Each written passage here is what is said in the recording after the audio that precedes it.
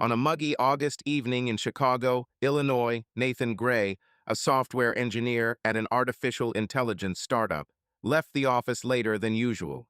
The code he'd been debugging all day was finally working, and he decided to celebrate with a coffee at his favorite cafe in the Loop. The streets of Chicago were bustling with taxis honking, street performers playing on street corners, and people going about their business. Nathan, a tall guy with tousled brown hair and a tired look, was used to the noise of the city, but today he felt especially exhausted. Entering the cafe, he headed for the counter, but stopped when he noticed a familiar figure at the window. It was Caitlin, the wife of his best friend Andrew Martin. She was sitting at a table, her blonde hair shining in the lamplight, and across from her was a man, young, with a trendy haircut and an expensive jacket. Nathan recognized him. Justin, the marketer from their company, recently promoted. But that wasn't what made Nathan freeze. Caitlin leaned toward Justin, and their lips met in a brief but obvious kiss. She smiled, and Justin took her hand, entwining their fingers. Nathan felt the blood rush to his face. He'd known Caitlin for nearly a decade, since Andrew had introduced them at a party celebrating his graduation from the University of Illinois. Andrew was his closest friend, open, honest, and always there for him. They'd been through everything together, from late-night coding sessions in college to supporting each other through personal crises. Andrew had helped Nathan through a bad breakup, and Nathan had been there for Andrew when he lost his father. Seeing Caitlin kiss someone else was like a punch to the gut. He retreated behind the magazine rack to remain unnoticed and pulled out his phone. His fingers shook, but he snapped a few pictures. Caitlin and Justin, their kiss, their hands clasped. The quality was good, enough to leave no doubt. Nathan stared at the screen, feeling a mixture of anger and guilt. Had he misunderstood? But the kiss had not been friendly, and Caitlin's smile suggested more than just conversation. "Damn it," he muttered, clutching the phone. He opened a chat with Andrew, but his fingers froze over the keyboard. How do you tell a friend his wife is cheating on you? Andrew was in a meeting with investors, trying to save their startup. Nathan remembered Andrew saying one day, after a few beers, "If I ever screw up, tell me straight up. I hate lying." That was their code honesty above all else. Nathan typed out a message. "Andrew, I need to talk. I'm downtown, at a bar on Michigan Avenue. Can you come over?" The answer came quickly. "What happened? I'm in a meeting, but I'll be there in 40 minutes. Wait." Nathan left the cafe without ordering a coffee and headed to the bar across the street. He picked a table in the corner, ordered a beer, and waited, twirling the bottle in his hands. His mind raced. Should he come clean or soften the blow? But he knew Andrew deserved the truth. Andrew walked into the bar looking exhausted. His shirt was slightly wrinkled, and there were dark circles under his eyes. He plopped down on a stool and asked, "What kind of fire is this? You look like the world has collapsed." Nathan swallowed. He hated this moment, but he couldn't wait. "Andrew, I just saw Caitlin at the cafe. She was with Justin, our marketer, and they were kissing." Andrew froze, his face turning stony. "Kissed? Are you sure?" His voice was quiet, but there was tension in it. "Yes," Nathan replied, taking out his phone. "I took a photo. Look." Andrew picked up the phone, his eyes scanning the pictures. His jaw clenched, his fingers white. He was silent for a few seconds, then handed the phone back. "It's not a mistake, is it?" he asked, looking at the table. "No," Nathan said quietly. "It was definite." Andrew nodded, his face unreadable. "Thanks for showing me. I thought we were okay. She said she needed more space, but I didn't think it was." He trailed off, clenching his fists. "What are you going to do?" Nathan asked. Andrew looked up, his eyes a mixture of pain and determination. "We have a prenuptial agreement. If she cheats, she loses everything, the house, the savings, everything. I'm not going to tolerate that." "You need a lawyer," Nathan said. "I have a contact, Michael Clark. He handles this kind of thing. I could call him." "Call me," Andrew answered shortly. "I want to get this over with quickly." Nathan dialed Michael, an old friend from college. now a lawyer in Chicago. He explained the situation briefly, saying they had evidence of infidelity. Michael agreed to meet the next day. Andrew remained silent, staring at the bottle of beer he hadn't even touched. "I don't want to go home," he finally said. "Not tonight.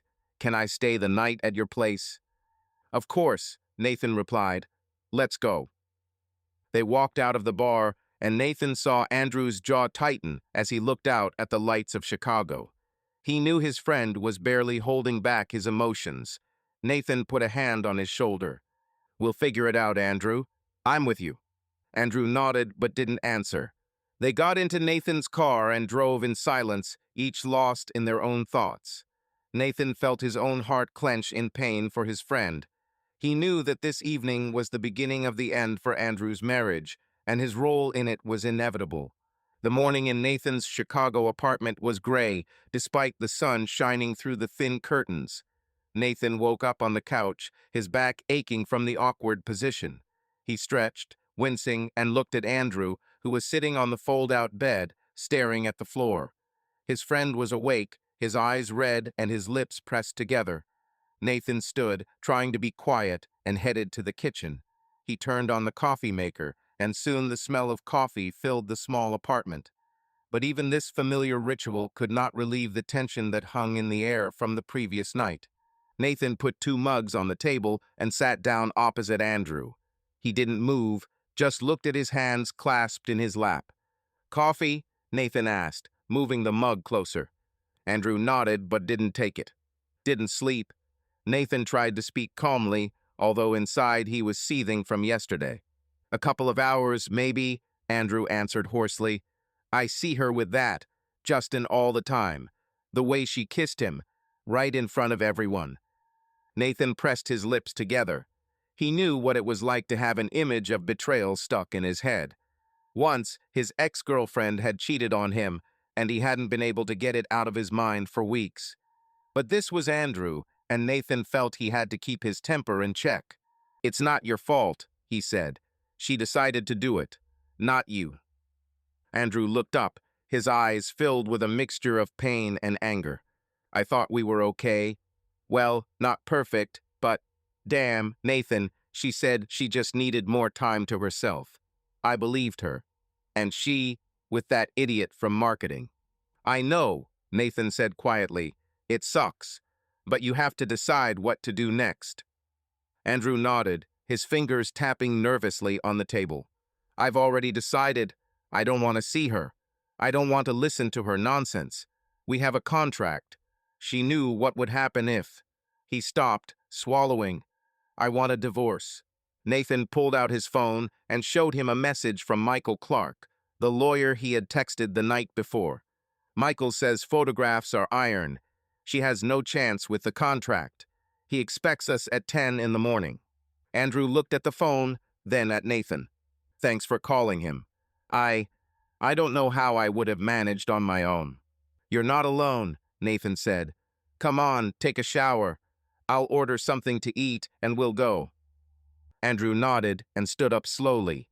While he was in the bathroom, Nathan had ordered a couple of sandwiches through an app, though he knew Andrew would hardly touch the food. He could barely eat himself, his stomach churning at the thought of what his friend was about to endure. When the sandwiches arrived, Andrew emerged from the shower, his hair damp but his face still drawn. "Eat," Nathan said, pushing the sandwich toward him. "Gotta keep up your strength." Andrew looked at the food as if it were an enemy, but took a bite anyway. "It's like a nightmare," he muttered, chewing. "I keep thinking, how did I not notice? She was acting normal. Well, almost normal. People who lie are good at pretending," Nathan said.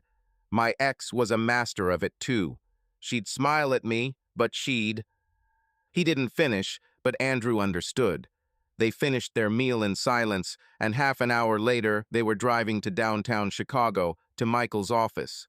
The streets were clogged with cars, the traffic jams adding to the tension. Andrew was silent, looking out the window, his fingers nervously fiddling with his seat belt. Michael's office was in a skyscraper on Michigan Avenue. A small room overlooking the lake, a desk piled high with files, and Michael himself, A stocky man with a short beard and tired eyes greeted them with a firm handshake. "Andrew, Nathan, sit down," he said, gesturing to the leather chairs. "I've looked at the pictures and the contract. The situation is clear. The adultery clause in your prenuptial agreement is our trump card. The court won't have to spend much time sorting out these pictures." Andrew nodded, his face tense. I want it to end quickly. Without her tears and excuses, she knew what she was getting into. Michael opened his laptop and began taking notes. Got it. In Illinois, divorce for infidelity is quick, especially with evidence like that. But Kaitlyn could try to contest the contract. Say you were both unhappy or that you pushed her into it. That's their usual tactic. Let her try, Andrew said coldly. I'm not going to shield her. Okay, Michael nodded. I need all your financial documents. Bills, mortgage, savings. Can you get them? Yes, Andrew replied. It's all in my office at home. I'll stop by later. Michael looked at him over his glasses. If Kaitlyn is home, don't get into a fight. Take the documents and leave. Nathan, are you with him? Yes, Nathan said. I won't let him go alone. Andrew glanced at him briefly, a hint of gratitude in it. After the meeting, they left the office, and Nathan noticed Andrew's jaw set, as if preparing for a fight. They got into the car and drove to Evanston, to Andrew's house. The traffic cleared up a bit, but the tension in the car only grew. When they pulled up, Kaitlyn's car was parked in the garage. Andrew cursed under his breath. She's home, he said, opening the door. Come on, let's do this quickly. They walked into the house, and Nathan immediately felt the air thicken. Footsteps came from the kitchen, dishes clanked. Kaitlyn walked into the living room, holding a mug. Her eyes widened when she saw Andrew and Nathan. She was wearing a sweatshirt and jeans, her hair pulled back into a messy bun, but she still looked beautiful, and that only made Nathan angrier. Andrew, she said, her voice shaking. Where have you been? I called you yesterday. You didn't answer. Andrew stood in the center of the living room, his eyes cold. I know about you and Justin, he said. His voice was even, but Nathan could hear the pent-up rage in it. Nathan saw you at the coffee shop, kissing, in front of all of Chicago. Kaitlyn dropped her mug on the floor. It shattered, spilling tea across the parquet floor. She pressed her hand to her chest, her face turning pale. Andrew, it's not what you think, she began, her voice breaking. It was a mistake, Mistake, Andrew interrupted, stepping towards her. You kissed him, Kaitlyn. Do you think I'm blind? Or stupid? I trusted you, and you, with that jerk from the office. Kaitlyn stepped back, her eyes filling with tears. Please, listen to me. I was lonely, you were always at work, I'm confused. It doesn't mean anything, I swear. Andrew clenched his fists, his voice growing louder. Don't you dare put this on me. You knew what was in our contract. You knew what would happen if you betrayed me, and you still did it. Kaitlyn looked at Nathan, her eyes full of panic. Nathan, tell him it's not that serious. You know me, I would never. Don't drag him into this, Andrew snapped. He did what he had to do, and you made your choice. I'm filing for divorce. Today. Kaitlyn gasped, pressing her hands to her face. Divorce? Andrew, you can't. We've been together for so many years. Give me a chance to fix it. Fix it. Andrew almost shouted. Do you think I can forget how you kissed another man? How did you lie to me? No, Kaitlyn, this is the end. He turned and walked into his office. Nathan followed, his heart pounding. Kaitlyn stayed in the living room, her sobs echoing through the house. In his office, Andrew began gathering up papers, a folder of bank statements, a mortgage agreement, a copy of the prenuptial agreement. His movements were jerky, almost mechanical. How are you? Nathan asked, standing in the doorway. Andrew stopped, holding the folder in his hands. It sucks, he answered honestly. I want her out of my life, but damn, it hurts. I understand, Nathan said, but you're doing the right thing. She doesn't deserve you. Andrew nodded, his gaze blank. Let's go to Michael's. I want to finish this. They walked out of the house, not looking at Caitlin, who was still standing in the living room, her hands pressed to her face. Nathan started the car, and they drove back downtown. Andrew was silent, clutching the folder of papers, his face a mixture of anger and fatigue. Nathan knew this was just the beginning, and he felt like his role in this story was not over yet. He was with Andrew, and that was all he could do now. The afternoon sun was shining on the Chicago streets, reflecting off the glass skyscrapers. Nathan and Andrew were in the car, heading back to Michael Clark's office. The folder of documents lay in the back seat, its weight seeming to weigh them both down. Nathan drove, glancing briefly at Andrew, who was looking out the window, his face tense, his fingers tapping nervously on his knee. The silence in the car was heavy, broken only by the hum of the city and the occasional sound of the radio, which Nathan had turned down to the lowest volume.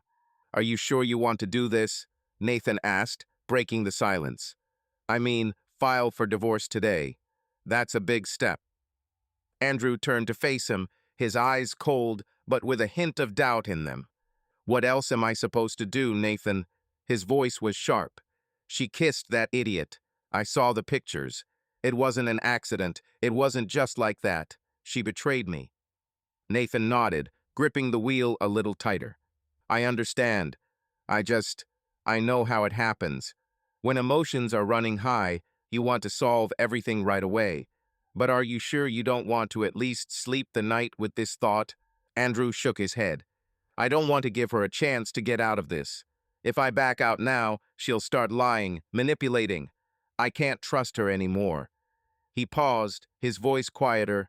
"I thought she was my family, and now I don't even know who she is."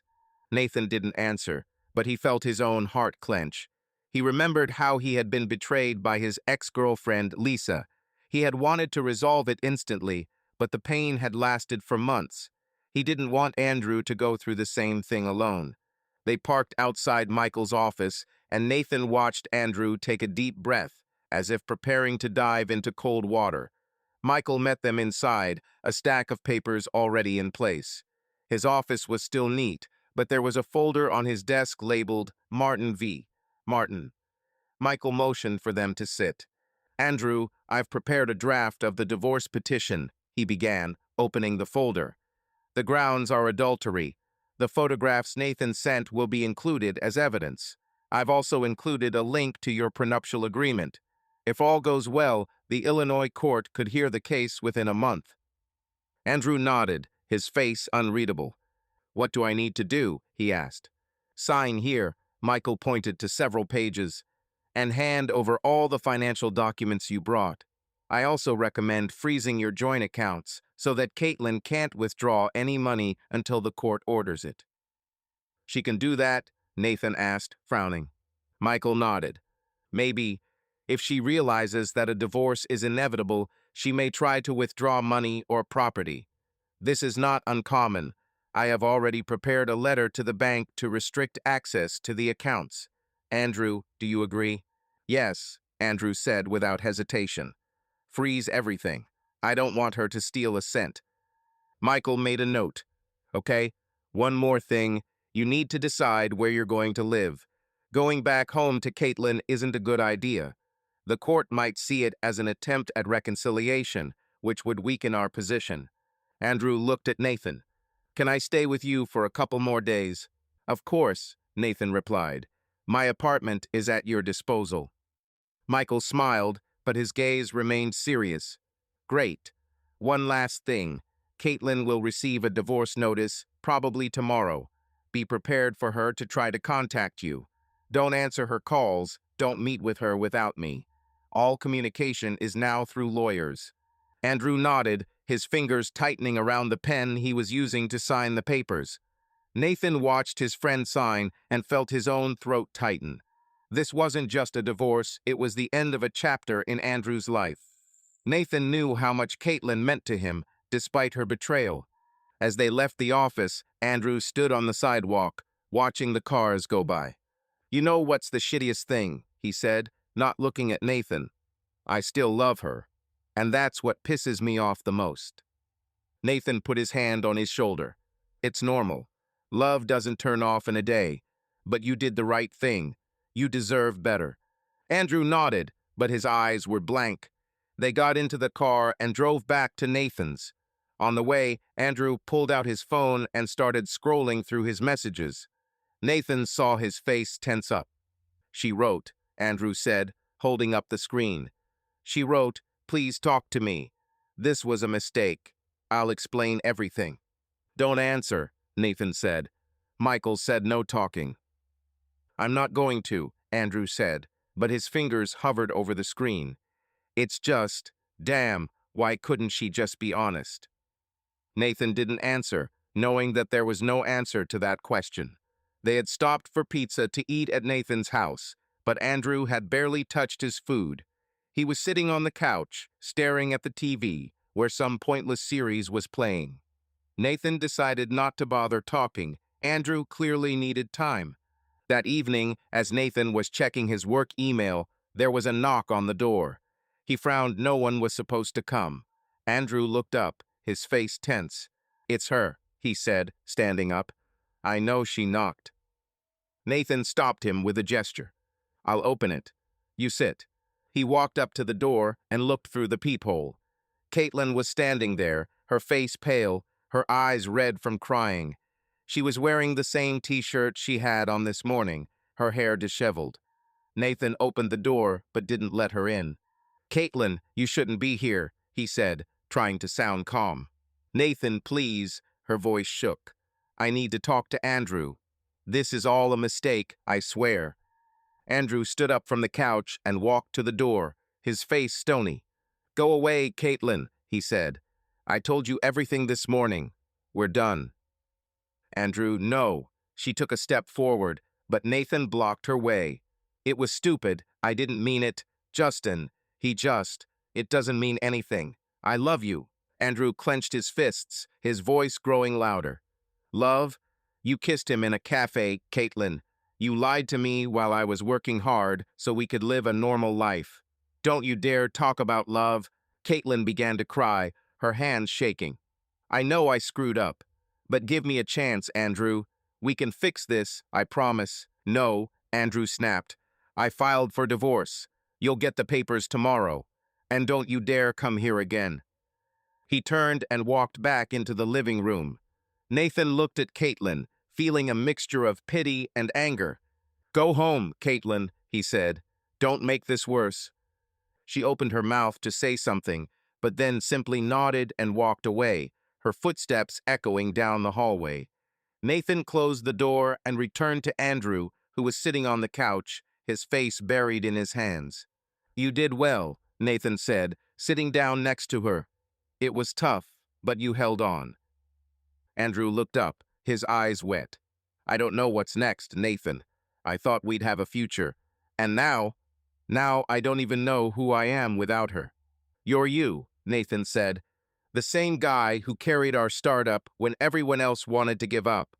The one who always bailed me out. You can do it. I'm here for you." Andrew nodded. The next morning in Chicago began with a light rain pounding the windows of Nathan's apartment. Nathan woke to the sound of his alarm clock, the fatigue of the last few days weighing on his shoulders. He stretched, glanced at Andrew, who was still asleep on the fold-out bed, and quietly made his way to the kitchen. The coffee maker hummed, filling the room with a familiar aroma, but even that couldn't dispel the gloomy mood. Today was the day Caitlin was to be served with divorce papers, and Nathan knew that this would be a new test for Andrew. Andrew woke up a few minutes later, his face drawn, his eyes still red. He sat up in bed, rubbing his temples. "There's coffee on the table," Nathan said, placing a mug in front of him. "How are you?" Andrew shrugged, taking the mug. "It's shitty, but he's alive." He took a sip and winced. "They'll notify her today, right?" "Yeah," Nathan nodded. "Michael said the papers would be delivered by lunch. Are you prepared for the possibility that she might try to contact him again?" Andrew looked out the window where the rain was leaving streaks on the glass. "Let her try. I don't want to talk to her." His voice was firm, but Nathan noticed his fingers shaking. "I just want this to be over." Nathan nodded, understanding that Andrew was balancing between anger and pain. He had been through a similar hell when his ex-girlfriend, Lisa, had cheated on him. He hadn't been able to sleep for weeks, replaying the betrayal in his head. But now he had to be strong for his friend. Michael said it would go fast, Nathan said. With your evidence and the contract, she doesn't stand a chance. But you have to hold on. She might make a scene. Andrew smiled wryly. A scene? That's definitely her style. She always knew how to make me look guilty. Nathan was about to answer, but his phone vibrated. It was a text from Michael. Document sent. The courier will deliver notification to Caitlin by 11 a.m. Call if there are any problems. Nathan showed the message to Andrew, who just nodded. Let's go to the office, Andrew said. I need a break. If I stay here, I'll go crazy. Nathan agreed, and an hour later, they were at their startup's office in the Loop. The office was typical of tech companies: open space, glass conference rooms, a coffee machine in the corner. But today, the atmosphere seemed oppressive to Nathan. He noticed Andrew avoiding the eyes of his colleagues, especially Justin, who was sitting at his desk, scrolling through his laptop as if nothing had happened. Does he know you know? Nathan asked quietly as they walked toward the coffee machine. Andrew shook his head. I don't think so, and I don't care. I don't want to talk to him. Let him live with it. Nathan nodded, but inside he was seething. He hated Justin for his impudence, for not even trying to hide his affair with Caitlin. But he knew that now was not the time for conflict. Andrew needed peace, not drama in the office. They sat down at their desks, but Andrew was clearly unable to concentrate. His fingers were mindlessly tapping the keyboard, his eyes wandering to the screen. Nathan decided to distract him by suggesting that they discuss the new release of their product, but after half an hour, Andrew's phone rang. He looked at the screen and cursed. It's her, he said, throwing the phone on the table. That's the third time this morning. Don't take it, Nathan said. Michael warned me. Andrew nodded, but it was clear he was on edge. The phone rang a few more times, then a text came. Andrew, please answer. We need to talk. Andrew clenched his jaw and blocked her number. She won't stop, he muttered. She's always like this. She'll keep calling until I break. You won't break, Nathan said firmly. We're with you, and so is Michael. She won't get what she wants. By lunchtime, Michael had sent confirmation. Caitlin had received notice of divorce. Andrew read the message and put his phone down, his face growing even grimmer. She knows, he said. Now it begins. Nathan was about to answer, but they were interrupted by a knock on the office door. Through the glass wall, they saw Caitlin standing at the entrance. Her hair was wet from the rain, her eyes were red, and she was clutching an envelope in her hands, probably the one with the divorce papers. Coworkers began to turn around. Whispers spread through the office. Shit, Andrew muttered, standing up. What is she doing here? Nathan stood next to him. I'm with you. Don't let her drag you into a fight. They walked out into the hall where Caitlin was waiting, her face a mixture of despair and anger. She stepped toward Andrew, waving the envelope. What is this, Andrew? Her voice was shaking, but there was anger in it. You're filing for divorce without even talking to me. Andrew crossed his arms, his gaze cold. You got the papers. Everything is written there. I'm not going to discuss it. Caitlin threw the envelope on the floor, her eyes filling with tears. You didn't even give me a chance to explain. Yes, I screwed up, but that's no reason to ruin everything we had. We're a family, Andrew. Family? Andrew raised his voice, his face turning red. You kissed Justin in a cafe, Caitlin, in front of everyone. You call this family? Caitlin stepped back, her hands shaking. It was a mistake, she said, her voice breaking. I was lonely, you were always at work, I was confused. Justin didn't mean anything, I swear. Nathan noticed several colleagues peering out from behind the glass partitions. He stepped closer to Andrew, placing a hand on his shoulder. Caitlin, you better leave, he said quietly but firmly. This is not the place for this. She turned to him, her eyes flashing. It's all your fault, Nathan. You put him up to it, right? Couldn't you just keep quiet? Andrew stepped forward, his voice sharper. Don't you dare blame Nathan. He did what he had to. And you made your choice when you went after Justin. Caitlin began to cry, her shoulders shaking. Andrew, please, she whispered. I love you. We can fix this. Give me a chance. Andrew shook his head, his voice quieter, but still holding steel in it. No, Caitlin. You knew what would happen if you betrayed me.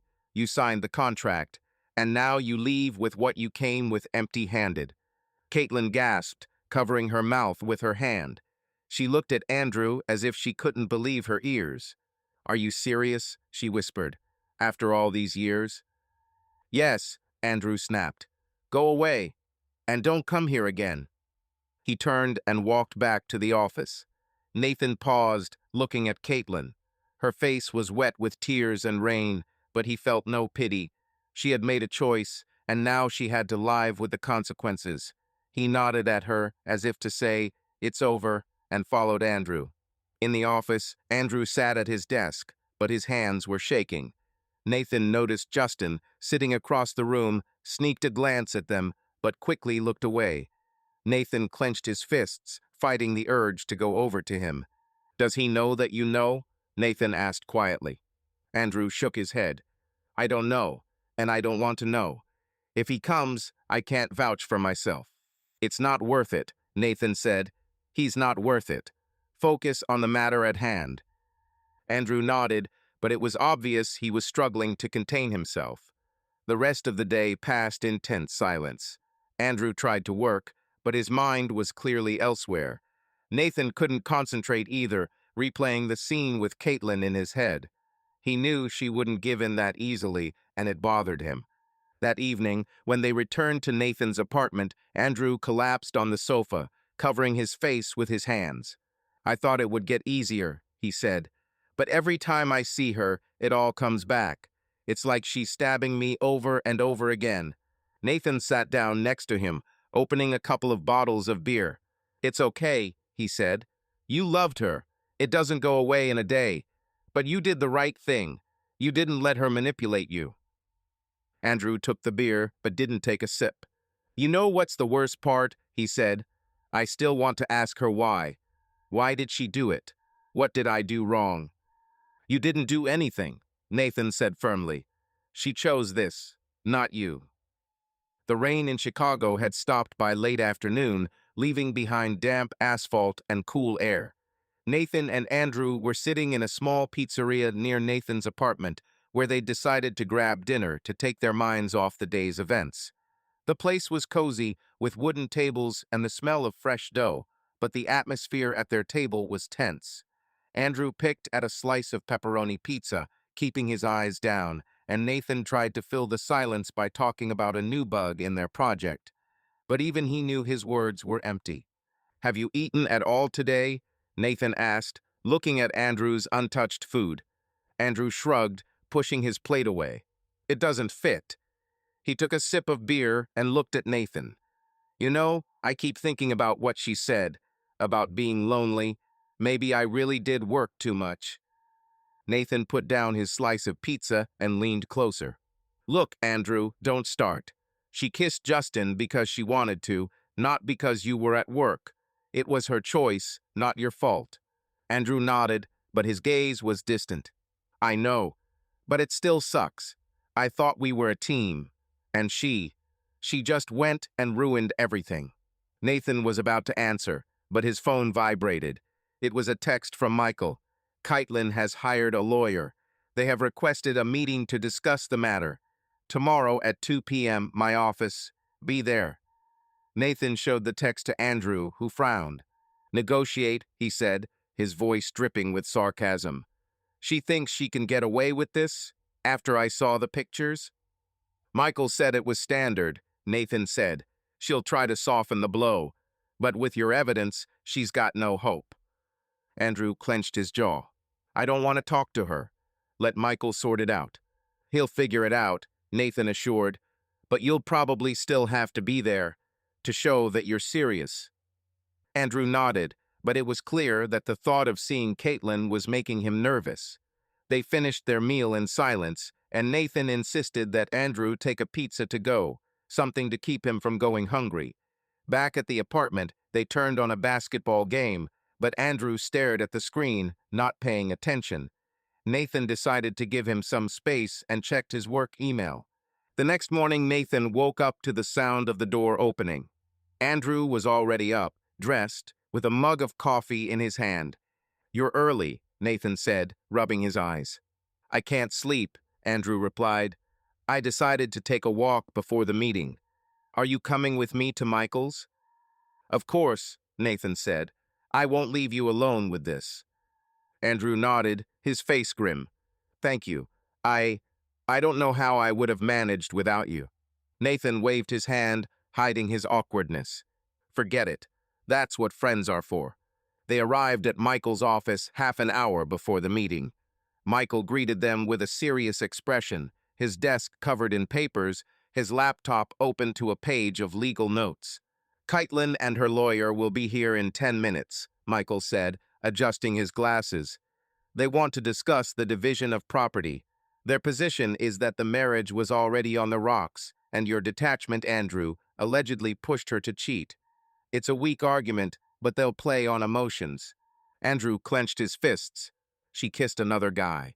What does that have to do with my job?" Michael raised his hand, calling for calm. "I know. The judge will see it too. We have photos, a prenuptial agreement, and your willingness to go all the way. But be prepared. She may try to play on your feelings. Don't give in."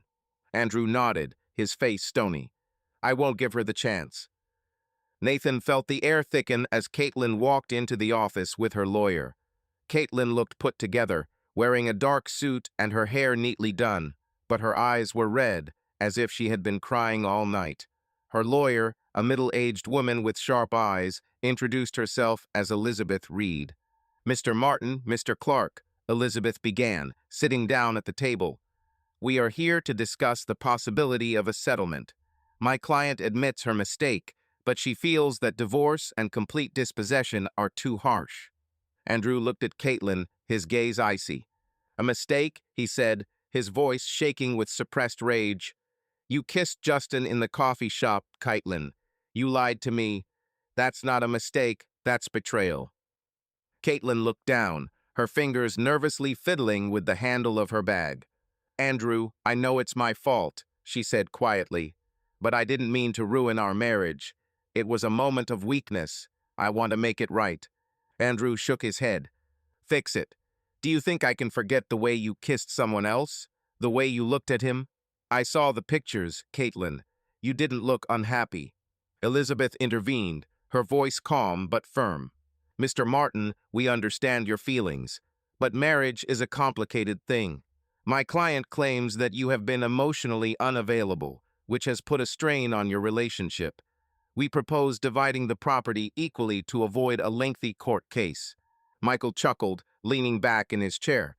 "Elizabeth, we have a prenuptial agreement signed by your client.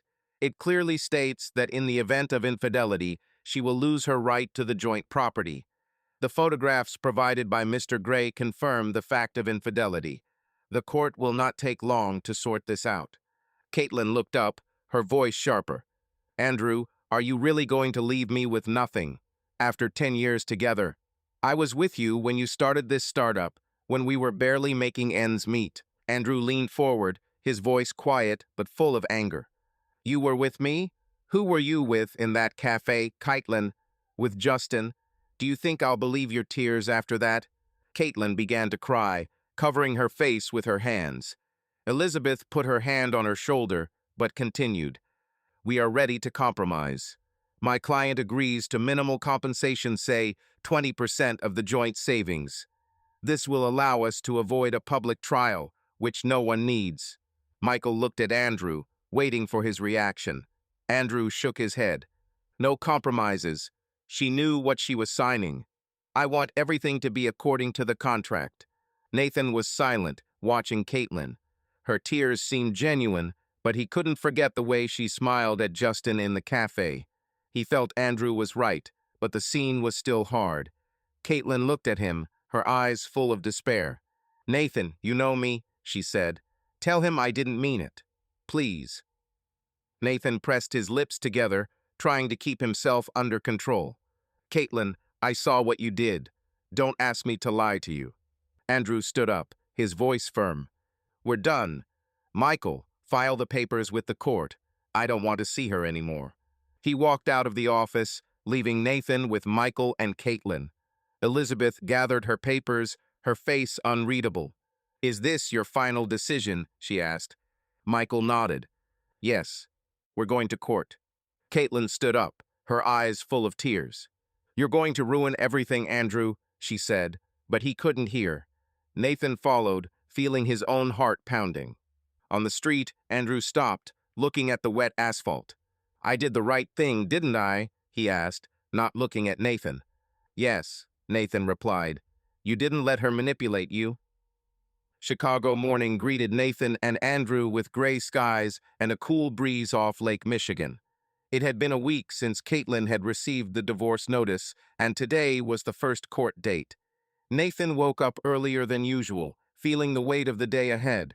He glanced at Andrew, who was sitting at the kitchen table in his apartment, leafing through the paperwork Michael had sent the day before. Andrew looked composed, but his tense shoulders and tight lips betrayed his inner turmoil.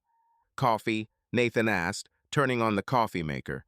"Yes, thank you," Andrew replied, not looking up from his papers. "Michael says everything is ready. Photos, contract, bank statements. But I still can't help wondering if she'll do something unexpected." Nathan placed the mug in front of him and sat down opposite. "She can try, but you and Michael have it under control. You've seen how he works. He won't give her a chance." Andrew nodded, but his gaze was distant. "You know, I still wake up at night and think, maybe I was too harsh. Maybe I should have given her a chance. But then I remember those pictures, and," he clenched his fist. "She kissed him, Nathan. Right there in the cafe, like I was nobody." Nathan put his hand on his shoulder. "You're doing the right thing. She knew what she was doing. You don't have to forgive her." Andrew took a sip of coffee, his face relaxing a little. "Thank you for being with me. Without you, I probably would have already broken down." "Forget it," Nathan said, trying to sound light. "Let's go and sort this out." They arrived at the courthouse in downtown Chicago a half hour before the hearing was scheduled to begin. The courtroom was small, with wooden benches and the smell of old paper. Michael was waiting for them, his suit impeccable, a folder of papers in his hands. He shook their hands and quickly brought them up to speed. "Judge Lawrence is a straightforward judge," Michael said, adjusting his glasses. "He doesn't like to waste time. We'll present photographs, a contract, and your statement, Andrew. Caitlin and her lawyer will try to argue, but they're weak. Just keep your cool if she starts talking." Andrew nodded, his face stony. "I'm ready." Nathan sat in the back row, watching as Andrew and Michael took their seats at the plaintiff's table. A few minutes later, Caitlin walked in with Elizabeth Reed, her attorney. Caitlin looked tired, with dark circles under her eyes and her hair pulled back into a tight bun. She glanced at Andrew, but he didn't respond, staring at the table. Nathan felt his own heart clench. The scene was hard, even for him. Judge Lawrence, an older man with gray hair and a stern look, walked into the courtroom and took his seat. He quickly looked over the papers and nodded to Michael. "Mr. Clark, your word," he said.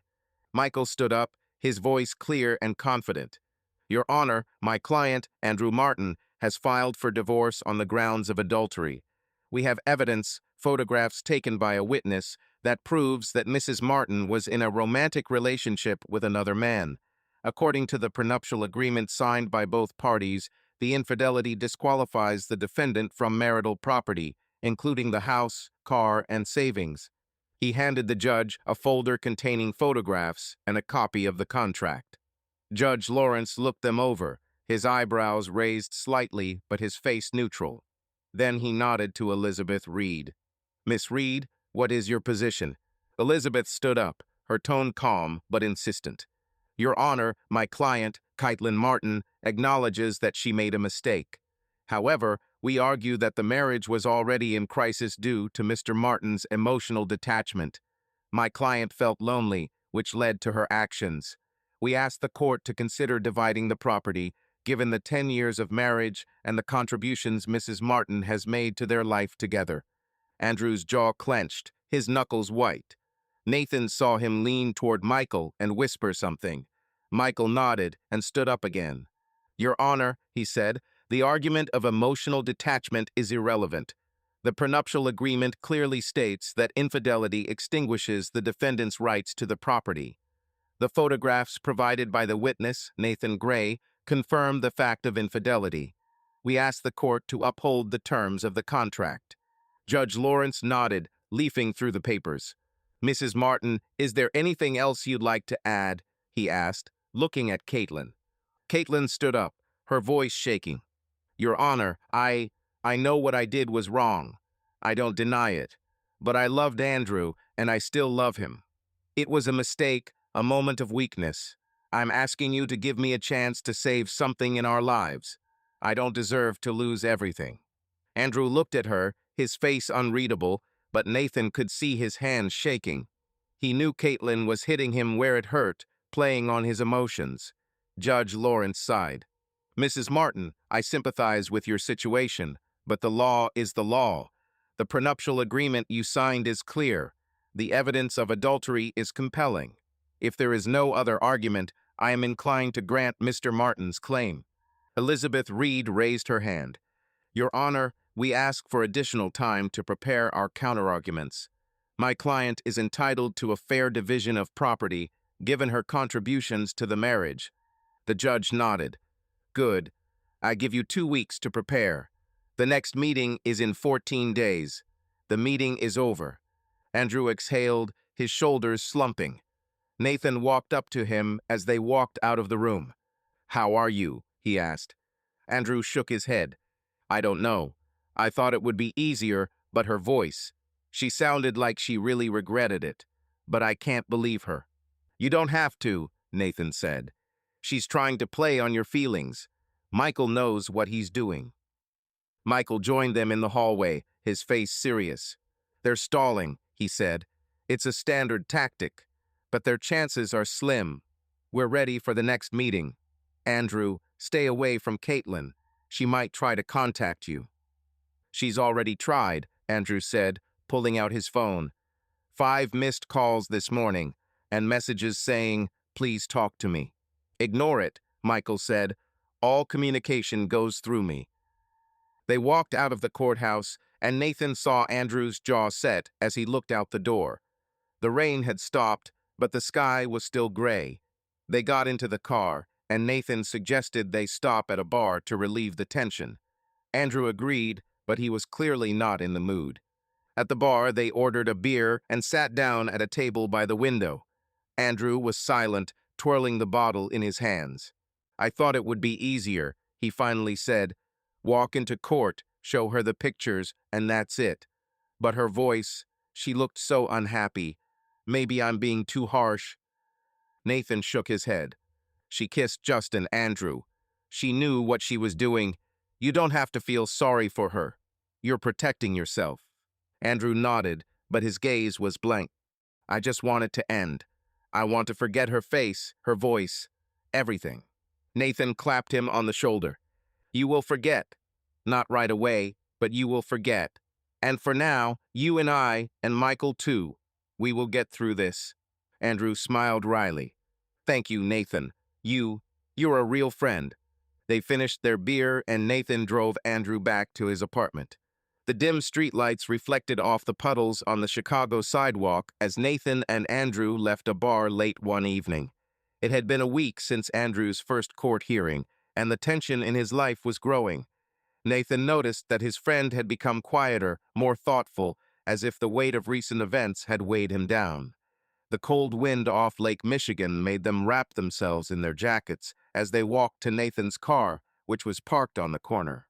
"It's cold today," Nathan said, trying to break the silence. "Maybe we should stop for coffee on the way." Andrew nodded, but his eyes were glued to his phone. The screen was glowing with another message, and Nathan noticed Caitlin's name in the notification. Andrew clenched his jaw and pocketed the phone. She doesn't stop, he muttered. She writes every day. Sometimes she apologizes, sometimes she asks to meet. I'm tired of blocking her numbers. Nathan opened the car door and got behind the wheel. Michael said, "No communication. She's trying to get you to soften up." "I know," Andrew said, sitting down next to her. "But it's like she's still in my head. I can't get her out of my head, even if I hate her." Nathan started the car, feeling his own irritation rising. He understood Andrew's betrayal left scars that didn't go away in a week. He'd spent weeks replaying his ex Lisa's betrayal in his head, wondering why he hadn't noticed the signs sooner. But his job now was to support his friend, not rummage through his own memories. "Listen," Nathan said, pulling out onto the road. "You're doing the right thing. Another week and the judge will make his decision. You'll be free soon." Andrew smiled wryly. "Free, it sounds kind of empty. I thought we'd have a family, kids, all that. And now I just want her to disappear." They stopped at an all-night coffee shop, grabbed a couple of lattes, and headed back to Nathan's apartment. Andrew collapsed on the couch, holding his coffee but not drinking it. Nathan turned on the TV, but neither of them looked at the screen. Instead, Andrew suddenly said, "You know, I found her old t-shirt in a box of clothes yesterday. The one she slept in when we first started dating. And I almost cried like an idiot." Nathan sat down next to him, looking at his friend. "It's normal. You were together for 10 years. Things like that don't wear off in a couple of weeks." Andrew shook his head. "I don't want to feel sorry for her, Nathan. But sometimes I wonder, what if I were home more often? Maybe she wouldn't." "Stop," Nathan interrupted, his voice firmer. "Don't start blaming yourself. She kissed Justin because she wanted to. You didn't make her do it. It was her choice." Andrew nodded, but his eyes were empty. "I know, but it still gnaws at me. I keep wondering, how long did this last? Was this the first time or, hell, I don't even want to know." Nathan was about to answer, but Andrew's phone vibrated again. He looked at the screen and cursed. "It's not Caitlin," he said. "It's Justin." Nathan tensed. What does he want? Andrew opened the message and read aloud. "Andrew, we need to talk. This isn't what you think. I didn't mean to ruin your marriage." He threw the phone on the couch. "Really? This idiot thinks I'm going to talk to him." "Don't answer," Nathan said. "He's just trying to cover his ass." Andrew clenched his fists. "I want to punch him, right in his smug face." "Don't," Nathan said. "You'll only give him a reason to paint you as the aggressor. Let Michael do his job." Andrew nodded, but it was obvious he was barely holding back. Nathan decided to change the subject. "Tomorrow is a day off. Maybe we can go somewhere, to a basketball game or to a bar. It will take your mind off things." Andrew shrugged. "We'll see. I'm not in the mood." The next day, Nathan finally convinced Andrew to go for a walk along the Lake Michigan waterfront. They walked in silence, looking at the water, which reflected the gray sky. Nathan noticed that Andrew looked a little better. The fresh air seemed to help him relax a little. But their walk was interrupted by a call from Michael. "Andrew," Michael said, his voice serious. "Caitlin's lawyer filed a motion. They want to challenge the contract, claiming it was signed under duress. It's a weak argument, but we need to prepare. Can you stop by the office tomorrow?" Andrew squeezed the phone. "Are they serious? She thinks she can get out of this." "It's a tactic," Michael replied. "They're stalling for time, but we still have the advantage. Come tomorrow at 10. Andrew hung up and looked at Nathan. "She doesn't give in. She wants to challenge the contract, as if I forced her to sign it." Nathan shook his head. "She's just grasping at straws. Michael will figure it out." Andrew nodded, but his face grew darker. "I want this to end, Nathan. I'm tired. Tired of thinking about her, about Justin, about all of this." Nathan slapped him on the back. "It will be over soon. Another week and the judge will decide everything. You are doing well." They returned to the apartment, and Andrew went straight to the bedroom, saying he wanted to sleep. Nathan stayed in the living room, checking his work emails, but his mind was on Andrew. He knew his friend was on edge, and he was afraid that another outburst from Caitlin might break him. He texted Michael, "Keep us posted. Andrew is struggling, but he's holding up." The next day, they were back in Michael's office. He looked collected, but his tone was more serious than usual. "Caitlin's motion is a delay," he said, laying out the papers. "They claim that you, Andrew, pressured her into signing the contract, but they have no evidence. We will file a counter-motion proving that the contract was signed voluntarily. Do you remember how that happened?" Andrew nodded. "We discussed it with a lawyer before the wedding. She agreed to all the points herself. She said it was fair because I was earning more then." Michael recorded it. "Excellent. This will strengthen our position. I also received information about the joint accounts. They are frozen, but Caitlin tried to withdraw a large amount 2 days ago. The bank rejected the request, but it shows that she is nervous." Andrew clenched his jaw. "She tried to rip me off." "It looks that way," Michael said, "but we stopped it. Now the main thing is to prepare for the next meeting. I want you there, Andrew, but without emotion. Don't give her any reason to think you're hesitant." Andrew nodded, his gaze firm. "I have no doubt." Nathan looked at his friend with a mixture of pride and worry. Andrew was determined, but Nathan could see how hard it was for him to be determined. As they left the office, Andrew said, "Let's go have a drink. I need to pass out." They went into a nearby bar, ordered a beer, and sat down at a table by the window. Andrew looked out onto the street, where people were hurrying about their business. "I thought I knew her," he said quietly. 10 years, Nathan.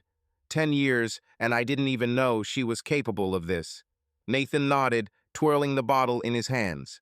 "No one expects this, but you cope. You are stronger than you think." Andrew looked at him, his eyes full of pain. "Harder? I feel empty.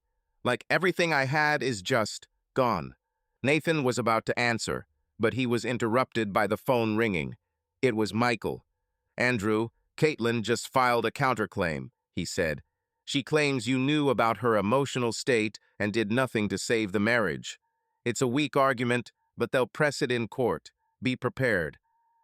Andrew hung up, his face growing even darker. "She won't stop," he said. "She'll fight to the end." Nathan put his hand on his shoulder. "Let him fight. You have everything to win." The dim light of Chicago's early morning filtered through the curtains of Nathan's apartment, casting the room in gray tones. Nathan was awakened by the sound of a door slamming. Andrew had apparently gotten up and gone out. An empty coffee mug sat on the kitchen table with a note next to it that read, "Going for a walk. Be back for dinner. Thanks." Nathan sighed, feeling the weight of the last few days pressing in on him. It had been a week since he had last spoken to Michael, and Andrew and Caitlin's second divorce hearing was scheduled for the following day. Nathan knew Andrew was on edge, and this note only confirmed his worries. He made coffee, trying to collect his thoughts. The last few days had been hard. Andrew barely slept, ate little, and was increasingly silent, lost in his thoughts. Nathan understood that his friend was struggling not only with Caitlin, but also with himself with the pain that would not go away. He himself remembered how hard it was to survive the betrayal of Lisa, his ex, and how long he could not trust people after that. But now his task was to keep Andrew afloat, and he was not going to back down. Nathan pulled out his phone and texted Michael, "Andrew's out for a walk. He's fine, but keep me posted if there's anything new."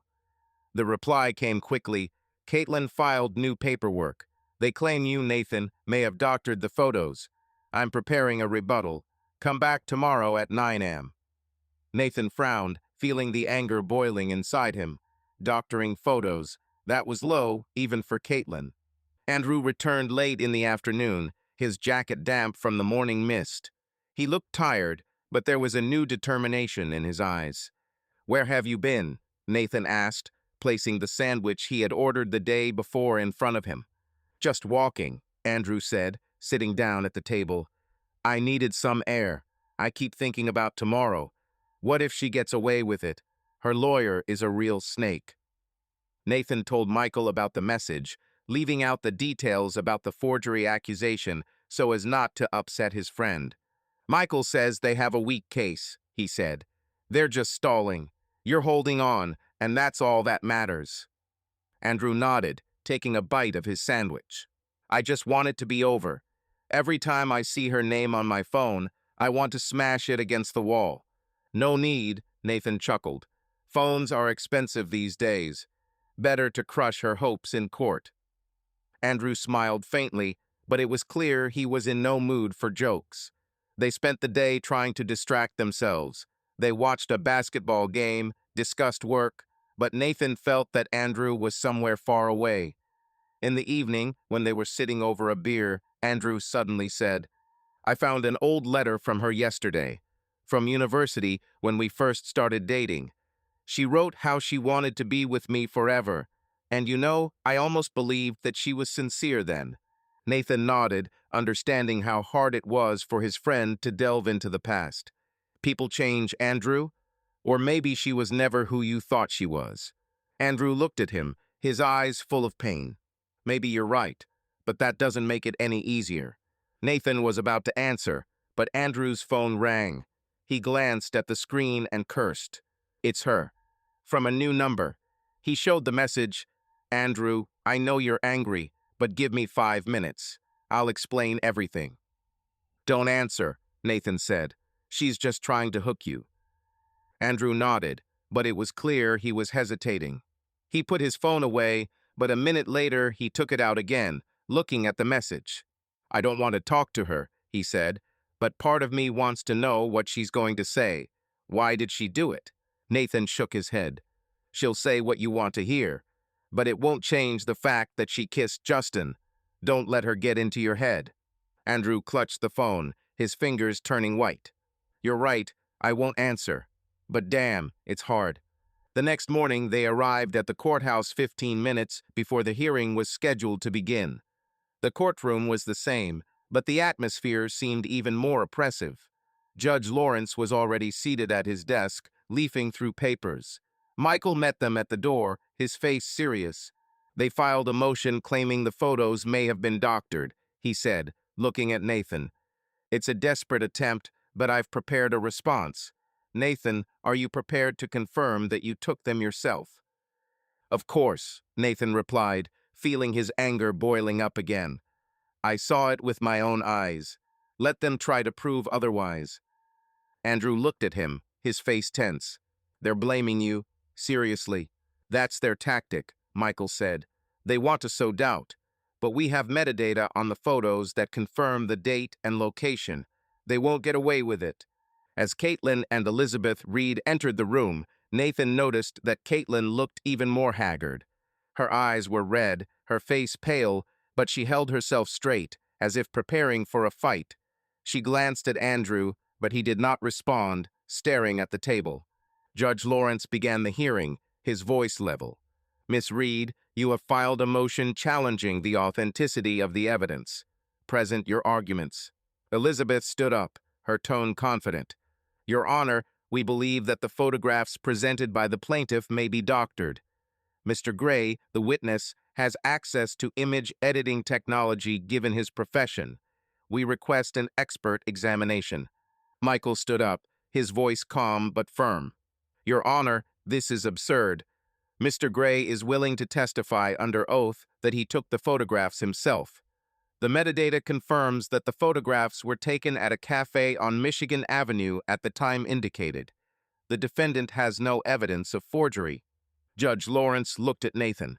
Mr. Gray, come here. Nathan stood up, feeling all eyes on him. He walked to the witness stand and took the oath. The judge nodded. Tell me what you saw. Nathan took a deep breath. I was at a cafe on Michigan Avenue on the evening of August 10th. I saw Caitlin Martin sitting at a table with Justin Crow, a colleague of ours. They were kissing. I took photos on my phone to show Andrew. I did not edit them or fake them. Elizabeth Reed stood up. Mr. Gray, you are a programmer, right? Do you have skills in working with graphic editors? Yes, Nathan replied. But I didn't use them for these photos. They're real. Elizabeth tried to continue, but the judge interrupted her. Enough. I will admit Mr. Gray's testimony and the metadata into evidence. The motion for forgery is denied. Caitlin hung her head, her shoulders shaking. Andrew stared straight ahead, his face unreadable. Judge Lawrence continued. Considering the evidence presented and the terms of the prenuptial agreement, I am inclined to grant Mr. Martin's claim. The divorce will be finalized and the property will be divided according to the agreement. Mrs. Martin will receive only personal effects and a minimum compensation of $10,000. The final decision will be made in 3 days. Elizabeth Reed tried to object, but the judge raised his hand. The meeting is over. Andrew exhaled, his shoulders slumping. Nathan walked up to him as they walked out of the room. You did it, he said. 3 more days and you're free. Andrew nodded, but his gaze was blank. Free, he repeated. Why does that sound so shitty? Nathan slapped him on the back. Because you're a human being, not a robot. But you did it. It had been 3 days since the last hearing, and today Judge Lawrence was scheduled to make the final ruling on the divorce. Nathan felt the weariness that had built up over weeks of supporting his friend, but he could see that Andrew was holding up despite it all. They walked silently to the car parked nearby, and Nathan noticed Andrew clutching the folder of papers Michael had handed him after the hearing. Well, is that it? Nathan asked, opening the door. Andrew nodded, his face tense, but with a hint of relief in his eyes. Yes, the judge signed. The divorce is final. She gets her things, 10,000, and that's it. The house, the car, the savings are mine. Nathan clapped him on the shoulder. You did it, Andrew. This is the end. Andrew grinned wryly as he got into the car. The end. It sounds like I won something, but I feel like I lost everything. Nathan started the engine but didn't move, looking at his friend. You didn't lose. You protected yourself. She made a choice, and now she has to live with it. Andrew looked out the window, his fingers tapping nervously on the folder. I know, but it still sucks. I keep thinking, how did I not notice? 10 years, Nathan. 10 years, and I didn't even suspect that she was capable of this. Nathan nodded, knowing that words were useless. He remembered asking himself the same questions after Lisa's betrayal. Why hadn't he seen the signs? Why had he trusted me? But his job now wasn't to delve into the past, but to help Andrew move forward. Let's go home, he said. Let's order pizza, watch the game. I need to breathe a little. Andrew nodded, but his eyes remained distant. They stopped at a pizza place, picked up a couple of pizza boxes, and returned to Nathan's apartment. The evening passed quietly. They watched basketball, but Andrew was mostly silent, picking at his food. Nathan kept his mouth shut, giving his friend space. The next morning, Nathan woke up to the sound of the door opening. Andrew was standing in the living room, already dressed, with a backpack in his hands. Where are you going? Nathan asked, rubbing his eyes. I thought I'd go over to my house, Andrew said. I need to pick up some things and, I don't know, just see what's there. Caitlin should have moved out by now. Nathan frowned. Are you going alone? Maybe I should come with you. Andrew shook his head. No, I can handle it. I need to do it myself. But thank you. Nathan nodded, although he felt uneasy inside. If anything, call me. I'm serious. Andrew smiled weakly. I know. You've already done more than I could ask. He left, and Nathan was left in the apartment, feeling strangely empty. He tried to work, trying to distract himself, but his thoughts kept returning to Andrew. How would he feel returning to the house where he had lived with Caitlin? Nathan knew that such places were full of memories, and not all of them were good. Andrew returned a few hours later, his face grim but calm. He dropped his backpack on the floor and sat down on the couch. So, how are things? Nathan asked, placing a bottle of water in front of him. Andrew shrugged. Empty. She took her things, left a note on the table, sorry for everything. And that's it, as if that could fix anything. Nathan sat down next to me. How are you? Andrew took a sip of water, his gaze fixed on the floor. It's weird. The house still smells like her perfume. I found her old mug in the closet. And I don't know, I just stood there and wondered how it all came to this. Nathan nodded, realizing that Andrew was still struggling with the ghosts of the past. It's okay. It's your home, your life. She's gone, and you're starting over. Andrew looked at him, his eyes full of tiredness. Again, easy to say. I don't even know where to start. Little by little, Nathan said, you'll come back to the house, make it your own. Maybe repaint the walls, throw out everything that reminds you of her, and start living. Andrew smiled wryly. You're like a psychotherapist, you know? Well, I'm your friend, Nathan chuckled. I have to. That evening, they decided to go to a bar to shake things up a bit. Nathan chose an old spot on Michigan Avenue where they used to hang out in college. The bar was loud and full of people, and the live music lightened the mood a bit. They ordered beers, and Andrew, for the first time in a week, seemed to start talking about something other than the divorce. Remember how drunk we were here after graduation, he said, looking at the stage where the band was playing. You tried to dance with that waitress, and she almost poured beer on your head. Nathan laughed. Yes, and then you persuaded her not to call security. Save me, as always. Andrew smiled, but the smile quickly faded. Everything was simpler then. I thought I knew what I wanted, and now I don't even know who I am without her. Nathan took a sip of his beer, choosing his words. You're Andrew Martin, the guy who carried our startup when everyone else wanted to give up. The one who always bailed me out. You haven't lost yourself, you're just rebuilding. Andrew nodded, his gaze softening. Thanks, Nathan.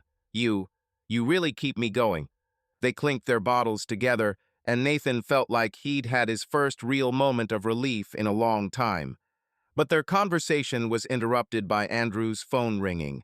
He looked at the screen and frowned. This is Justin, he said, holding up a message.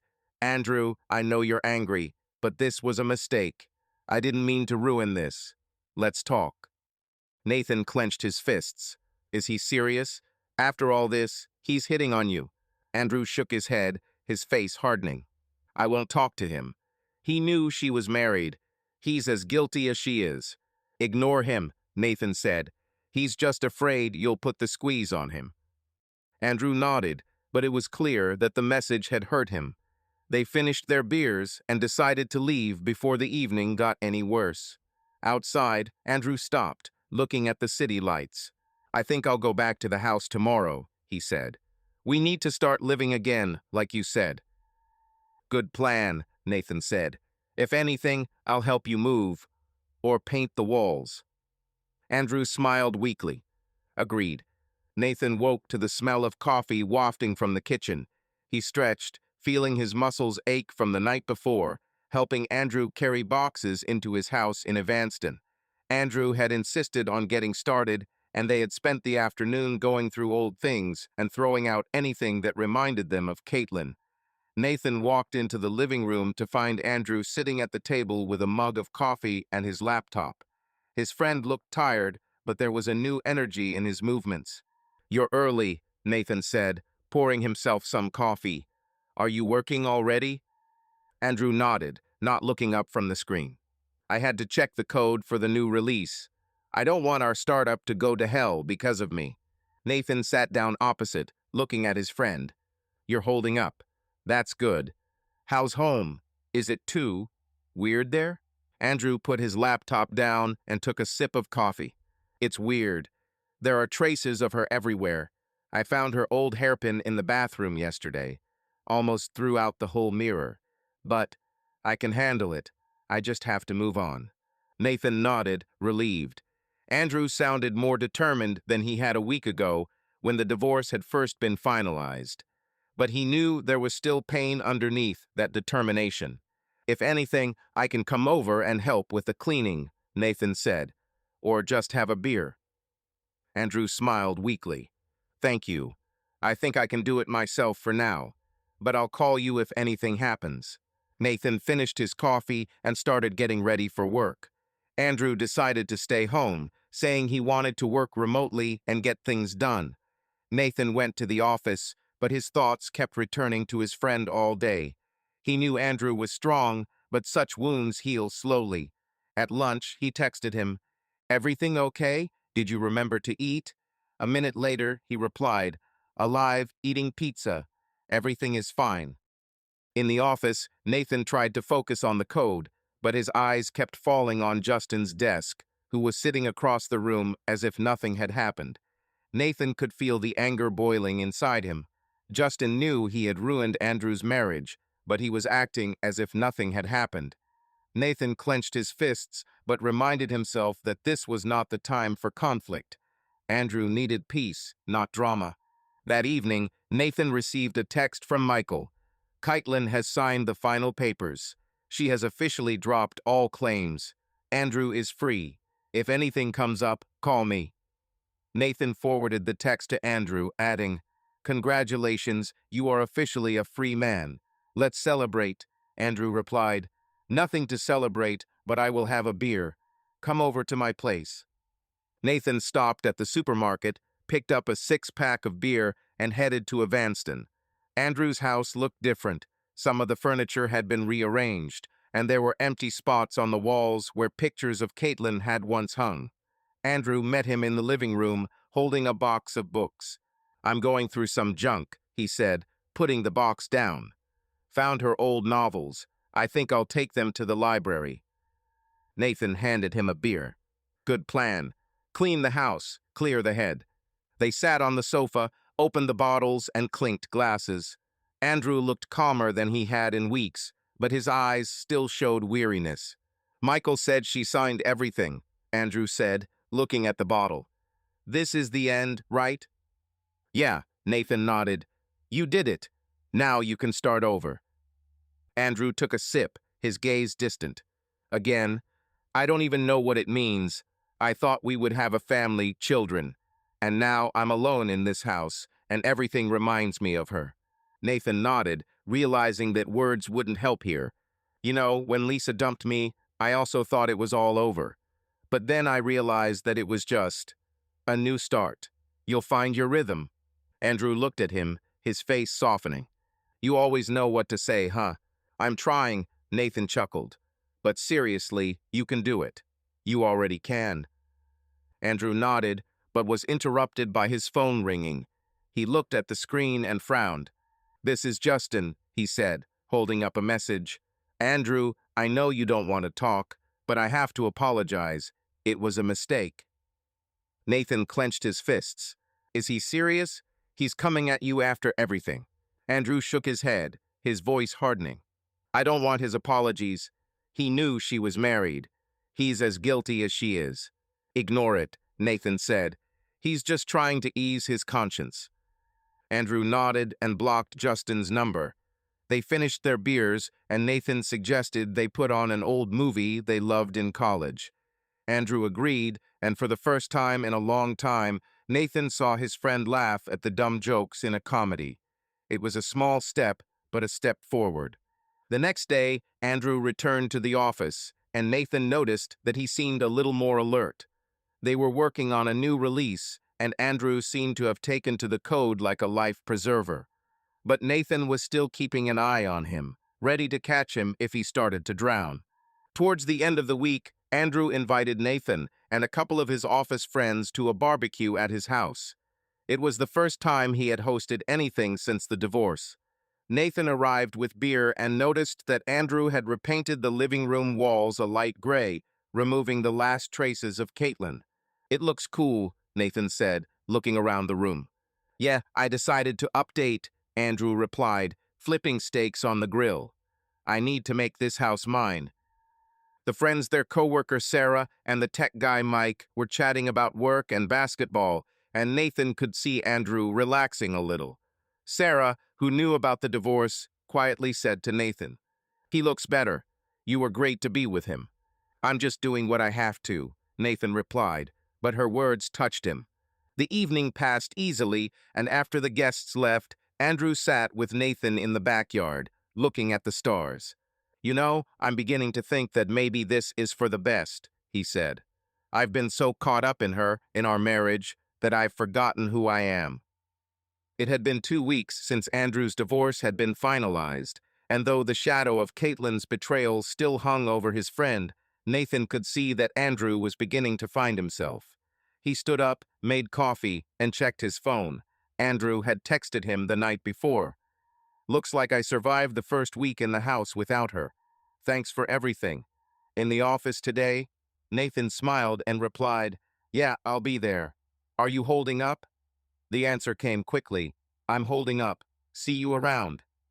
Nathan arrived at the startup's office in the Loop to find the usual bustle of programmers tapping away at their keyboards, marketers arguing in a conference room, and a coffee machine humming non-stop. Andrew was sitting at his desk, staring at his laptop, but he looked better than he had in weeks. His shirt was pressed, his hair neatly styled, and there was even a sparkle in his eyes that Nathan hadn't seen in a long time. "You look almost human," Nathan teased, setting down a coffee from the cafe across the street next to him. Andrew grinned as he accepted the mug. "I'm trying. I decided that I've had enough of being a walking zombie. I need to move on." "That's right," Nathan said, sitting down at his desk. "What's up with the release? Have we screwed it up yet?" Andrew shook his head as he opened the code on the screen. "We're holding up for now. But the bug in the authorization module is still annoying. Want to take a look?" They got to work, and Nathan noticed that Andrew was working with the same energy as in the good old days when they'd worked on projects together in college. That was a good sign. But his gaze couldn't help but fall on Justin's desk across the office. Justin was sitting there, scrolling on his phone as usual, his nonchalance irritating Nathan. He knew Andrew was avoiding Justin, but the tension between them was palpable even from a distance. "Have you talked to him?" Nathan asked quietly, nodding towards Justin. Andrew clenched his jaw, not looking up from the screen. "No, and I don't plan to. He sent another message a couple of days ago, like, 'Let's forget.' I just deleted it." "You did the right thing," Nathan said. "He's not worth your time." Andrew nodded, but it was clear that the subject was bothering him. They continued working, and at lunchtime Nathan suggested going to the diner across the street. Andrew agreed, and they went outside, where the warm breeze carried the smell of the lake and street food. "You know, I started running yesterday," Andrew said as they walked. "This morning, around the block. I thought it would distract me." "So?" Nathan asked, opening the door to the diner. "It's fine. I'm so tired that I don't have the energy to think about her," Andrew replied, sitting down at the table. "But sometimes I still find myself waiting for her in the kitchen or the living room, as if she just went out for coffee." Nathan nodded, ordering burgers. "It will pass. When Lisa left, I waited for months for her to ring the doorbell, but it gets easier with time." Andrew looked at him, his gaze serious. "How long did it take you to, well, forget?" Nathan shrugged, choosing his words. "Honestly, half a year, maybe more. But I haven't forgotten, I just stopped letting it control me. You'll get there too." Andrew nodded, but his expression remained thoughtful. They ate, talking about work and basketball, and Nathan felt Andrew beginning to come back to life. But deep down, he knew the wounds were still raw. When they returned to the office, they found an unexpected scene. Justin was standing at Andrew's desk, holding a folder in his hands. Nathan tensed up, and Andrew froze, his face turning stony. "What do you want?" Andrew asked coldly, not coming closer. Justin raised his hands in surrender. "Andrew, I just wanted to talk. I know I screwed up and—" "Fucked up," Andrew interrupted, his voice dripping with sarcasm. "You kissed my wife, Justin. You knew she was married, and now you want me to shake your hand." Justin looked down, his cheeks turning red. "I didn't mean for it to turn out this way. It was a mistake. I just—" "That's enough," Andrew snapped, stepping closer. "You didn't just make a mistake. You ruined my life, and now you're pretending it's nothing." Nathan stood next to him, ready to intervene if the situation got out of hand. Heads began to turn, whispers spread through the office. "Andrew, I'm really sorry," Justin said, his voice shaking. I don't want this to interfere with our work. We're a team. Team? Andrew almost shouted. You are not my team. You are nobody. Stay away from me. He turned and walked towards the exit, throwing the folder on the table. Nathan followed him, feeling the anger boiling inside him. Justin stood there, watching them go, but said nothing. Andrew stopped on the street, breathing heavily, as if after a run. I almost hit him, he said, clenching his fists. How dare he come near me? You did the right thing by leaving, Nathan said, putting his hand on his shoulder. He's not worth your nerves. Andrew nodded, but it was clear he was on edge. They went back to the office, but Andrew couldn't concentrate. Nathan suggested they leave early, and they drove to Andrew's house. The house smelled of fresh paint. Andrew was still renovating it, trying to erase traces of the past. They sat in the backyard with beers, watching the sunset. I thought it would be easier, Andrew said, twirling the bottle in his hands. The divorce is over, she's gone, but I'm still mad. At her, at him, at myself. It's okay, Nathan said. Anger is part of the process. Just don't let it control you. Andrew nodded, his gaze fixed on the horizon. I joined a gym, and I'm thinking about getting a dog. Maybe that will help fill the void. A dog would be cool, Nathan smiled. You'll run with it in the mornings. Name it, I don't know, Bucks, after the Chicago Bulls. Andrew laughed, genuinely for the first time in a long time. Bucks? Seriously? Maybe Jordan would be better. They laughed, and Nathan felt the tension ease a little. That evening, he received a text from Michael. Keitlin tried to apply appeal, but the judge rejected it. Case closed. If anything comes up, call me. Nathan showed the message to Andrew, who just nodded. Okay, he said. Let him live his life. I want mine back. Nathan clapped him on the shoulder. You're already getting her back, step by step. It was a warm September day in Chicago, bringing with it the scent of autumn leaves and a gentle breeze off Lake Michigan. Nathan woke up in his apartment, feeling like the mornings were lighter for the first time in a long time. It had been almost a month since Andrew's divorce had been finalized, and while the shadow of Caitlin's betrayal still hung over his friend, Nathan could see that Andrew was beginning to come back to life. He made coffee, checked his phone, and smiled when he saw a text from Andrew. Got a puppy. Golden retriever, name is Jordan. Come over tonight and I'll introduce him. Nathan responded, Cool, I'll be there tonight. Don't let him chew up the couch. Nathan arrived at the startup's office in the Loop, where the atmosphere was as lively as ever. Programmers were arguing about a new framework, marketers were preparing a presentation, and the coffee machine was running nonstop. Andrew was sitting at his desk, his laptop open but his phone lying next to him with a photo of a puppy, a golden retriever with big eyes. Nathan walked over and clapped him on the shoulder. Are you already showing everyone pictures of the dog? He teased, looking at the screen. Andrew chuckled, his face brighter than it had been in months. Jordan is a star. He already tried to eat my sneakers this morning. I think he's the chaos champion. That's what you need, Nathan said, sitting down next to her. Chaos that doesn't betray. Andrew nodded, his smile growing a little wider. Yeah, it's the first time in a long time that I woke up and didn't immediately think of her. Jordan helped. Nathan felt a sense of relief.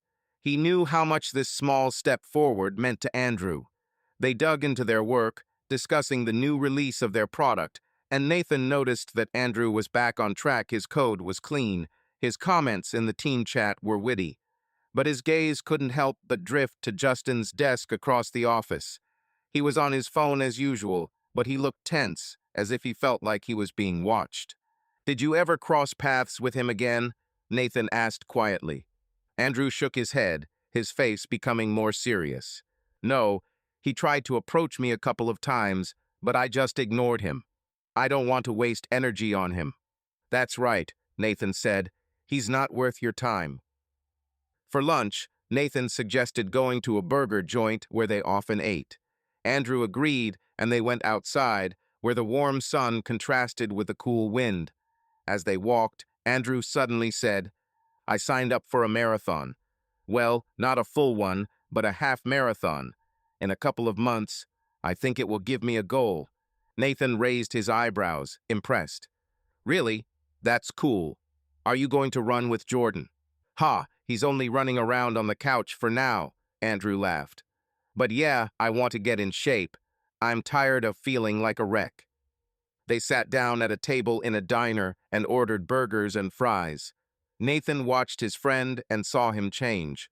Andrew was still cautious, but there was an energy in his voice that hadn't been there before. They chatted about the marathon, about work, about how Jordan had already chewed on his charger cord, and Nathan felt like this was the first real light conversation he'd had in a long time. Back at the office, they were met with unexpected news. Their colleague Sarah, a designer, shared that Justin had handed in his resignation. She whispered it as they stood by the coffee machine. They say he's moving to New York, Sarah said, looking at Andrew.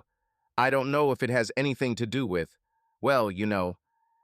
Andrew shrugged, his face remaining neutral. I don't care where he's going. The main thing is that he stays away. Nathan nodded, but inside he felt a sense of satisfaction. Justin seemed to understand that his presence in the office was no longer a comfort to everyone. This was another step toward Andrew being able to move on without constant reminders of the past. That evening, Nathan arrived at Andrew's in Evanston. The house looked livelier. New pillows on the couch, a couple of plants on the windowsill, and puppy toys scattered on the floor. Jordan, a golden retriever the size of a large cat, immediately ran up to Nathan, wagging his tail and trying to lick his hand. Wow, that's some energy, Nathan laughed, scratching the puppy behind the ears. Andrew smiled as he tossed the ball to Jordan. He doesn't let you get bored. Last night, he decided that 3 o'clock in the morning was the perfect time to play. They sat in the backyard with beers, watching Jordan scamper around the grass. Andrew looked relaxed, but Nathan knew there was still pain underneath that easy exterior. I talked to Michael yesterday, Andrew said, twirling the bottle in his hands. He said Kaitlyn tried to file another motion, but the judge denied it. She's officially out. That's good, Nathan said. Now you can close this chapter. Andrew nodded, his gaze directed at Jordan, who was chewing on a stick.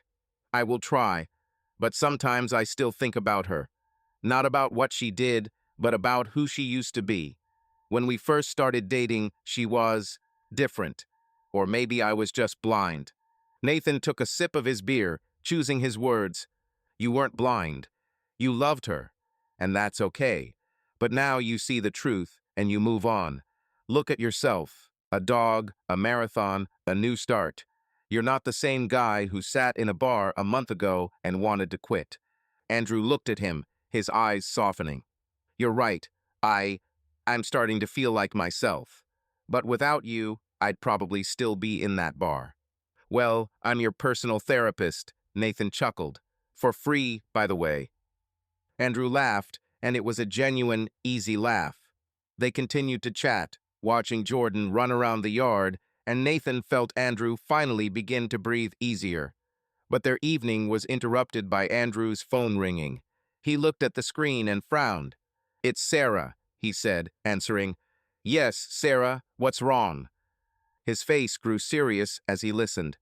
Nathan tensed, sensing that something was wrong. Andrew hung up and looked at him. Kaitlyn came to the office. She was looking for me. She told Sarah she wanted to drop off some things she forgot to pick up. Nathan clenched his fists. Is she serious? After all this? Andrew shook his head, his voice firm. I don't want to see her. Sarah told her I wasn't there, and she left. But, damn, why can't she just disappear? Because she knows what she's lost, Nathan said. But that's her problem, not yours. You said you closed that door. Don't open it again. Andrew nodded, his gaze growing more determined. You're right. I won't let her come back. This is my home, my life. She's not a part of it anymore.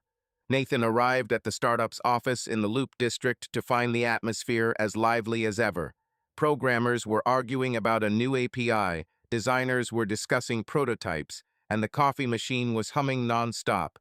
Andrew was already there, his laptop open and a bottle of water on his desk, a sign that he was getting serious about training for a half marathon. Nathan noticed that his friend looked better. His shoulders were back, his eyes were clear, and there was even a small smile on his face. "You look like you've already run a marathon," Nathan said, setting down a coffee from the cafe across the street next to him. Andrew chuckled as he took a sip. "Only 5 kilometers so far. But Jordan thinks he's my coach. Yesterday, he pulled on the leash so hard I almost fell. We should sign him up for the competition," Nathan teased, sitting down at his desk. "How are things in general? Home, work, everything okay?" Andrew nodded, his face becoming more serious. "Yeah, fine. I finally sorted through all the boxes, threw out a bunch of old stuff. Even found her old sweater, the one she wore when we first started dating. I almost kept it, but I threw it in the trash." Nathan nodded, feeling relieved. He knew how hard it was for Andrew to let go of the past, and every step he took was a victory. "Good job," he said. "It's like cleaning up your code, you take out the junk, and everything works better." Andrew laughed, his laugh light, almost like the old days. "You will always find a way to compare life with programming." They dug into their work, discussing the new release of their product. Nathan noticed that Andrew was back on track. His comments in the code were spot on, and he even joked in the team chat. But at lunch, their conversation was interrupted by Sarah, a fellow designer, who approached them with a worried expression. "Andrew, did you know Caitlin called the office?" she said, lowering her voice. "She asked me to tell you she wanted to meet. She said she had some of your things." Andrew clenched his jaw, his face hardening. "I told her clearly that it's over." "What other things?" "She's just looking for an excuse." Nathan put his hand on his shoulder. "Ignore her. She's trying to hook you. Tell Sarah not to take her calls." Sarah nodded. "She already said that you were not there, but she sounded, I don't know, insistent." Andrew shook his head. "Let her call as much as she wants. I'm not going to talk to her." Sarah left, and Nathan looked at his friend. "Are you okay?" "Yeah," Andrew said, but his voice was tense. "It's just annoying that she can't leave me alone." Nathan nodded, realizing that Caitlin was still trying to keep Andrew on the hook. He decided to change the subject. "Listen, let's go to a bar after work. Or better yet, let's go to your place and play with Jordan." Andrew smiled, his face relaxing a little. "To Jordan. He's already waiting for you to arrive, and let him chew your laces." By evening, Nathan had arrived in Evanston. Andrew's house was looking more and more like his own. New shelves in the living room, a couple of paintings on the walls, and a bowl and toys for Jordan in the backyard. The puppy ran out to greet him, wagging his tail, and immediately tried to jump on Nathan. "Hey, champ, take it easy," Nathan laughed, fighting off the licks. "You're already the size of a pony." Andrew walked out onto the porch holding 2 bottles of beer. "He's growing faster than our startup," he said, handing the bottle to Nathan. "Let's go outside and let him run." They sat in the backyard, watching Jordan dribble after the ball. Nathan noticed that Andrew looked calmer than before, but there was still a trace of weariness in his eyes. "I signed up for a photography course yesterday," Andrew said suddenly, taking a sip of beer. "I've always wanted to try it, but with Caitlin, I don't know, I just didn't have the time." Nathan raised his eyebrows, impressed. "Cool. Are you going to film Jordan jumping?" "Ha, right," Andrew chuckled. "But seriously, I thought it was time to try something new. Maybe it would help me not get stuck in the past." "That's the right approach," Nathan said. "You're already doing more than most people in your position. The marathon, the dog, and now the photography courses. You'll soon be a new person." Andrew looked at him, his gaze serious but warm. "Without you, I'd probably still be sitting in the bar feeling sorry for myself." "Thanks, Nathan." "Never mind," Nathan said, hiding his awkwardness. "You do the same for me." They sat for a while longer, talking about photography, the marathon, and work. Jordan, tired from running, lay down at Andrew's feet, puffing and chewing on a ball. Nathan sensed that this was the first evening Andrew hadn't mentioned Caitlin without an excuse. But their peace was interrupted by Andrew's phone ringing. He looked at the screen and frowned. "It's Michael," he said, answering. "Yes, Michael, what's new?" His face grew serious as he listened. Nathan tensed, sensing that the news might be related to Caitlin. Andrew hung up and looked at him. "She filed a lawsuit," he said, his voice even but angry. "Not for divorce, but against me. She claims I emotionally abused her during the marriage. She wants compensation for moral damages." Nathan clenched his fists. "Seriously? After she kissed Justin, she still dares to demand something?" Andrew nodded, his face grim. "Michael says it's a desperate attempt. She has no evidence, and we have the photos and the contract. But, damn, why can't she just leave?" "Because she knows she's lost," Nathan said. "This is her last push. Don't let her get you again." Andrew nodded, his gaze hardening. "I won't. Michael said he'd handle it. I just want this to be over." Nathan clapped him on the shoulder. "It will end. You are already halfway to a new life. Don't look back." Andrew smiled, genuinely for the first time that evening. "You know, I'm starting to believe you're right. Jordan, photography courses, the marathon. Maybe I really can start over." They finished their beers, watching Jordan sleep on the grass. Nathan felt like Andrew was finally starting to see the light at the end of the tunnel. Caitlin might try to get hers back, but Andrew was stronger than her manipulations, and Nathan knew he would be there to support his friend along the way. Subscribe to our channel so that your love doesn't cheat on you, and go ahead and listen to the next story, because this story is nothing compared to the next one. If you're under 18, don't even think click to the next one.